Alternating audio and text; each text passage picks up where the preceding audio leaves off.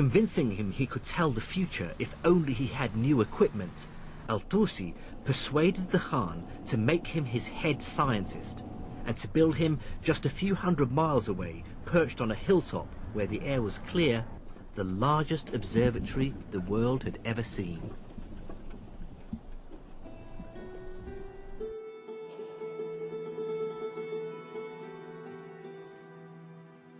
This is all that remains of the Maraga Observatory. The main instrument is hidden under this protective dome. Al-Tusi's new astronomical center was based around a single large building. Inside was an enormous metal arc, an armillary arm, 10 meters across. On its circumference were marked angles in degrees and minutes. The scientists would line up the celestial object under study with a central point on the arc, and then make a reading from the markings on the arc, giving them the definitive, accurate position of the object in the sky.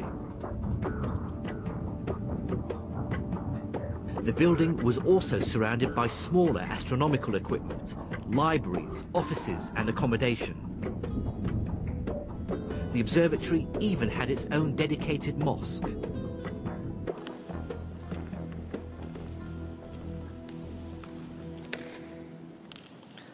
I suppose it is a little disappointing that there's not that much left of the place now.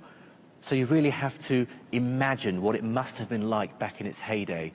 After all, what Al-Tusi built here was nothing less than the world's greatest observatory for 300 years. And like any modern-day international research institute, he brought together the world's greatest astronomers from as far away as Morocco and even China. I mean, it must have been a really great, buzzing atmosphere to work here.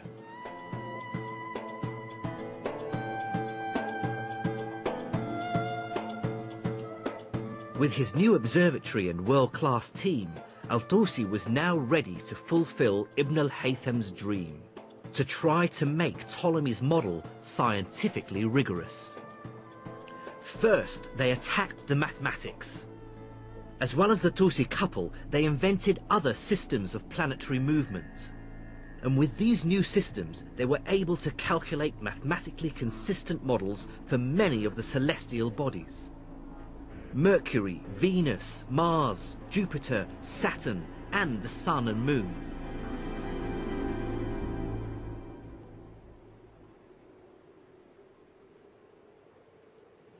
Al-Tusi and the astronomers he brought together created what became known as the Maraga Revolution, which was a complete paradigm shift in astronomy, overthrowing the old Ptolemaic view.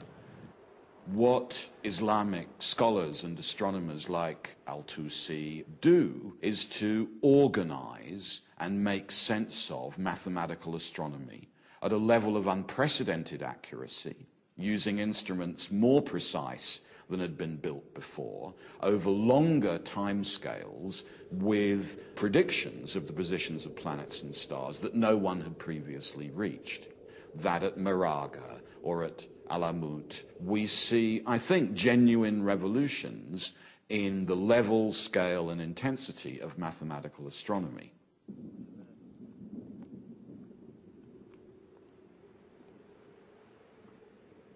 But there was still a problem. The new models were mathematically coherent, and they dispensed with Ptolemy's unwieldy equant. But they still firmly placed the Earth at the center of the universe, and that inevitably meant that their descriptions of the heavens were intricate and complicated, with epicycles, deferents, and couples. It was like some great cosmic gearbox.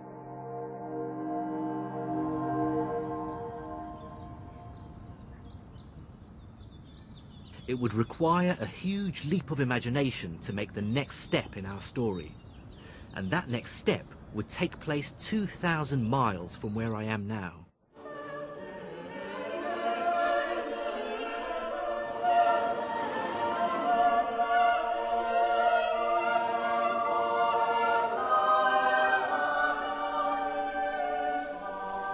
In my view, The last phase of the Maragha Revolution took place not in Iran or anywhere in the Islamic Empire, but here in northern Italy.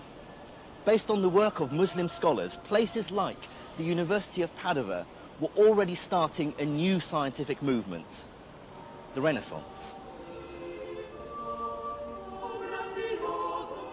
Back in Padua, where I began my journey, I now understand why Islamic astronomers were so important to Copernicus. They gave him his motivation.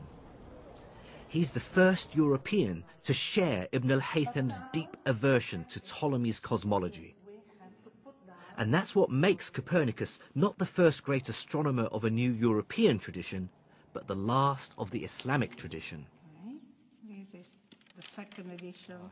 As we've seen, many of the complex mathematical models Copernicus uses in his new heliocentric model, like the Tusi couple, are copied from Islamic astronomers.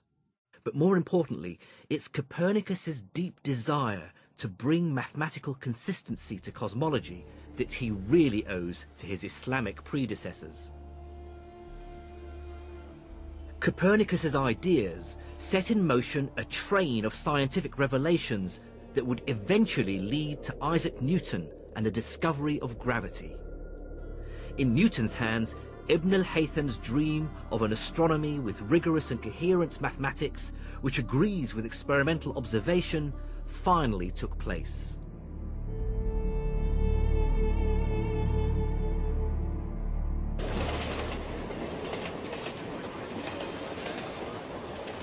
But this begs two crucial questions. Why was the great astronomical project which Islamic astronomers began completed in Europe and not in the Middle East? And how did knowledge of Islamic science get to Europe in the first place?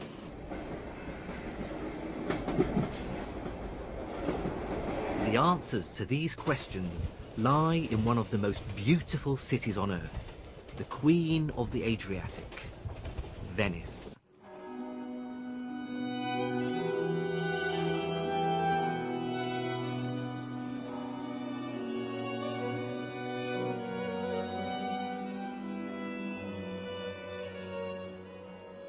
Venice was founded on a swamp off the coast of Italy and felt itself separate from Europe and not bound by its laws and traditions.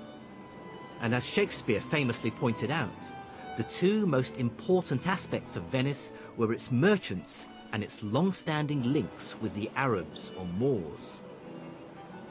It was a rich and complicated relationship, sometimes based on piracy and theft. The story goes that in 828, two Venetian merchants stole the bones of a famous Christian saint from Venice's rival city across the water, Alexandria. The bones belonged to St. Mark the Evangelist, and they brought them back here to St. Mark's Square.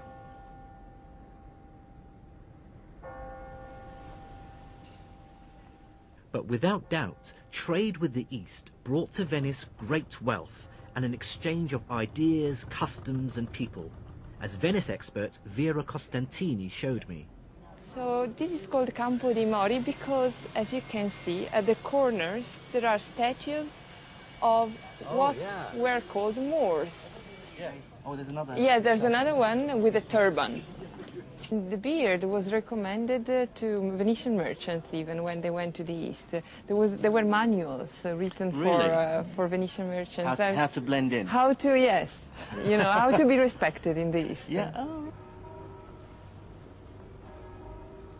As Venetians traded more and more with their Muslim neighbours, the influence of Islam was more strongly felt. Arabic coffee culture became hugely popular, as did Islamic styles of architecture with their characteristic arches and decorations. So the next thing I want to show you is the Palace of the Camel. When Venetians traded in the East, the unity of measurement of a load that could be loaded on a dromedary was called a carico. And it was the exactly same unity of measurement they had in the East. And it